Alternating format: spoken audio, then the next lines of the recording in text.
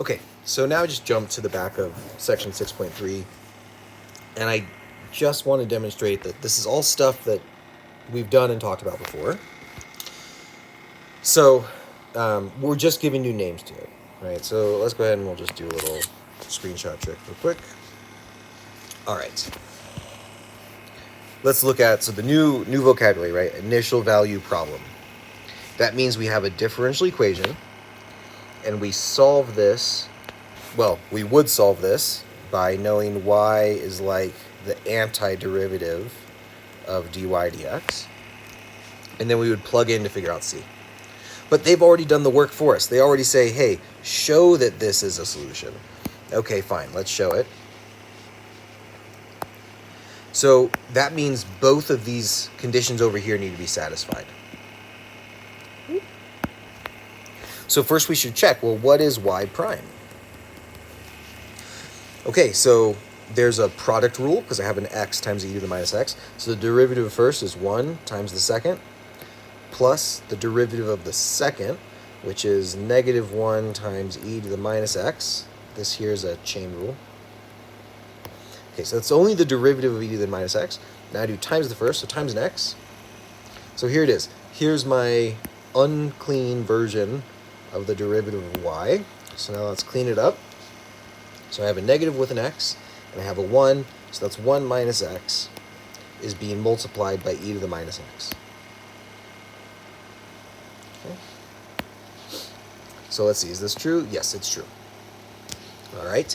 And now let's plug in 0 to x. And if I plug it in, this whole thing is gone, and I get 2. So yes, this is true. So both those are satisfied. We have now shown that we have a solution that's presented. That's all that they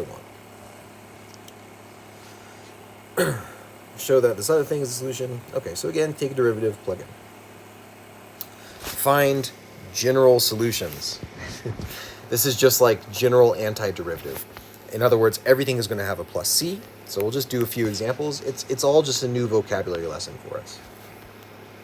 If the derivative of y prime, is 2x, then y, as much as I can say about it, its general solution, its form, so it looks like the antiderivative of 2x, which is x squared plus c. So this is what they want for questions that say general solution, and they give you this. There's no initial value. I cannot pin down c. I only have this general solution. I have a form of an answer. Let's do another. I'll just do a few more. So again, if y prime is t squared, then what this tells me is that y has the form of the antiderivative of t squared, which is t cubed over 3 plus c. And I'd be done. If y prime is cosine of x, that tells me that y has the form of the antiderivative of cosine of x, which is not negative sign, it's positive sign. It's sine x plus c. That's all they want in all these. All right, let's go and just trash it.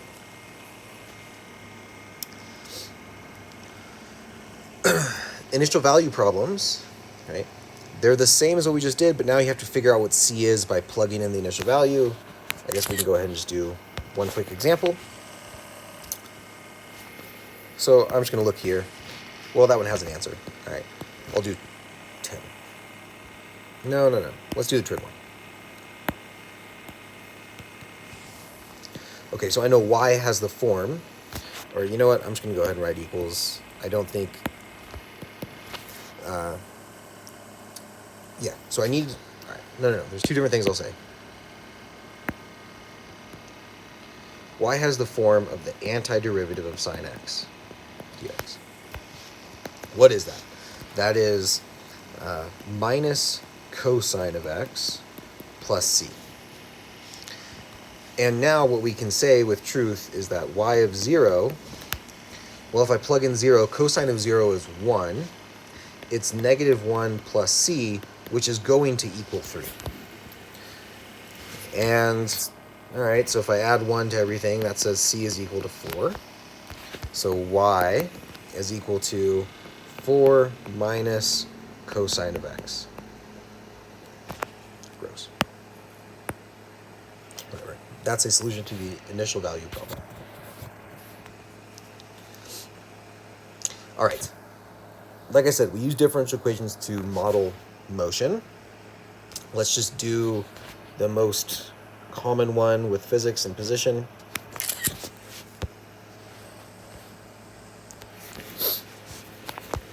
All right, this requires that we know that the derivative, the time derivative of position is velocity, and the time derivative of velocity is acceleration. All right, we have a downward initial velocity of 10 feet per second.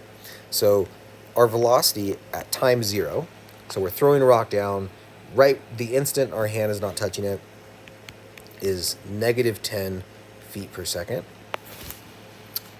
And it's thrown from a bridge 100 feet above the water. So we have an initial position. So at time 0, our position, we're 100 feet up. And let's see, how fast is the rock when it hits the water? All right, so there's something else that needs to be said in this problem, which they reference back in the chapter. And so I'll just give you now, it's acceleration due to gravity. So acceleration from gravity. And there's 2 popular ones that we're going to use depending on our units. It's either negative 9.8 meters per second squared, or it's negative 32 feet per second squared. So we check our units, we're using feet, which means we're using negative 32 feet per second squared. This is acceleration. So the way I use what's not even said in this problem, but referenced previously in the chapter, is to say that a of t is negative 32. And I could add units, but I don't want to confuse us too much. Okay. All right, but what is a? A is really the derivative of v. So I have v prime of t is negative 32. All right, and now we have what looks like an initial value problem. So I say, okay, v of t is, and I take an antiderivative, I have minus 32t plus c. And if I plug in 0, so v of 0 is just c, but that's supposed to be negative 10. Okay, so now I have v. So I have v is negative 32t minus 10. There's my velocity function. But velocity is the derivative of position. So I'm going to write this as p prime of t. Now I have to find p. So, okay, p of t, I take an antiderivative. So let's see, antiderivative of minus 32t, I have to divide by 2. I have minus 16, and then I have t squared. Then antiderivative of negative 10 is negative 10t. And then I have plus c. And now I use my initial condition, p of 0. It's going to be 0 minus 0 plus c. And I start 100 feet up. Okay, so c must be 100. So it turns out my position function is given by this equation. That's probably going to be one of the harder ones because you just have to know how to set up the initial value problem, which, yeah, it's this stuff here. Right, and one of those things was not explicitly stated in the problem. It's referencing acceleration due to gravity. All right, let's look at one more. I'll just pick 16. So ice is forming in a pond at a rate given by blah. Okay, so what is y? Y is the thickness of ice in inches, t is measured in hours, and k is some positive constant. Find y as a function of t. All right, will do. All right, they don't give an initial condition, so we actually can't find y as a function of t unless implicitly they want us to say that there is no ice at t equals 0. This would be an example of an initial condition. They don't say that. I'm saying that. So we'll do both cases. We'll do with the initial condition, without. So, all right. First, let's rewrite this right-hand side using a power. So I have k t to the 1/2.